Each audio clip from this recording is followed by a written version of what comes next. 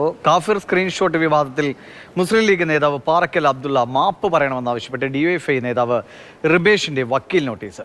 റിബേഷ് മതസ്പർദ്ധയുണ്ടാക്കുന്നയാളാണ് എന്ന് പ്രചരിപ്പിച്ചുവെന്നാണ് ആരോപണം.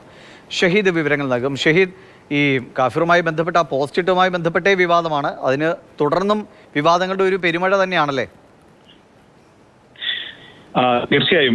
ഈ കഴിഞ്ഞ ദിവസം പോലീസ് കോടതിയിൽ നൽകിയ റിപ്പോർട്ടിൽ പേര് പരാമർശിക്കപ്പെട്ട വ്യക്തിയാണ് DYFI Vadakara block president Ribesh.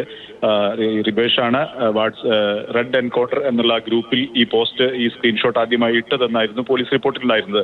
ഇതേ തുടർന്ന് വലിയ ചർച്ചകളുണ്ടായി. ഈ പാറക്കൽ അബ്ദുള്ള മുസ്ലിം ലീഗ് നേതാവ് അദ്ദേഹം റിബേഷിനെതിരെ വിമർശനം ഉന്നയിച്ചുകൊണ്ട് സമൂഹ മാധ്യമങ്ങളിൽ ചില കുറിപ്പുകളൊക്കെ ഇട്ടിരുന്നു. മതസ്പർദ്ധയുണ്ടാക്കുന്ന രീതിയിൽ റിബേഷ് പ്രവർത്തിച്ചു. റിബേഷാണ് ഇത്തരത്തിലുള്ള വ്യാജ സ്ക്രീൻഷോട്ട് ആദ്യമായി പ്രചരിപ്പിച്ചു തുടങ്ങിയായിരുന്നു അദ്ദേഹത്തിന്റെ ആരോപണം. ഈ പോലീസ് റിപ്പോർട്ടിന്റെ ചുവട് പിടിച്ചായിരുന്നു ആ വിമർശനങ്ങൾ. ഇതേ തുടർന്നാണ് ഇപ്പോൾ ഈ വിമർശനത്തെ ചൊല്ലിയാണ് ഇപ്പോൾ റിബേഷ് പാറക്കൽ അബ്ദുള്ളക്ക് വക്കീൽ നോട്ടീസ് അയച്ചിരിക്കുന്നത്. താൻ ഒരു അധ്യാപകനാണ്. സമൂഹത്തിന്റെ മതേതരത്വം ഉയർത്തിപ്പിടിപ്പിക്കുന്ന രീതിയിൽ, മതസൗഹാർദ്ദം ഊട്ടിയുറപ്പിക്കുന്ന രീതിയിലൊക്കെ സമൂഹത്തിൽ ഇടപെട്ട് പ്രവർത്തിക്കുന്ന ഒരു പൊതുപ്രവർത്തകനാണ്.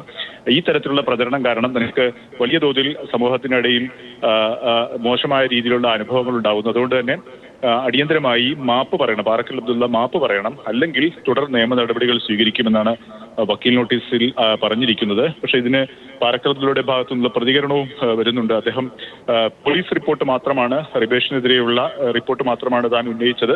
അങ്ങനെയെങ്കിൽ ആഭ്യന്തര വകുപ്പിനും പോലീസിനെതിരെയാണ് റിബേഷ് നിയമ നടപടി വക്കീൽ നോട്ടീസ് അയക്കേണ്ടത് എന്നുള്ള മറു പ്രതികരണം ഇപ്പോൾ പാറക്കൽ അബ്ദുള്ളയുടെ ഭാഗത്തു നിന്നും വരുന്നുണ്ട്.